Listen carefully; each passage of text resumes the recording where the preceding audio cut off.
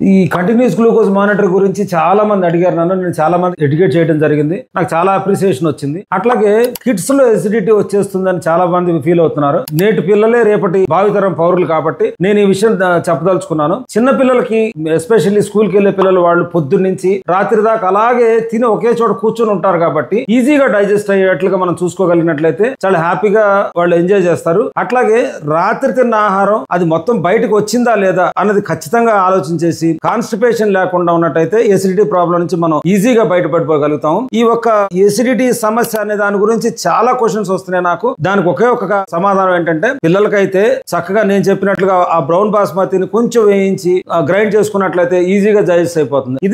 ఇదే విషయం మళ్ళీ పెద్దవాళ్ళకు కూడా 60 70 దాటిన వాళ్ళకు కూడా ఈ విషయం బాగా ఉపయోగపడుతుంది. ఏది ఏమైనా సరే మంచి రా రైస్ తొందరగా అరిగేటట్లుగా ఉండేది కనుక మనం సెలెక్ట్ చేసుకున్నట్టయితే ఈ కాన్స్టిపేషన్ అన్నది ఈజీగా పోతుంది. ఇంకోటి ఏంటంటే ఆకలేసినప్పుడు ఫుడ్ తీసుకోవడం అనేది కరెక్ట్, టైం చూసి కాకుండా ఎర్లీగా కనుక డిన్నర్ ని ఫినిష్ చేసినట్టయితే చాలా వరకు ప్రాబ్లమ్స్, ఎసిడిటీ ప్రాబ్లమ్స్ సాల్వ్ అయిపోతాయి.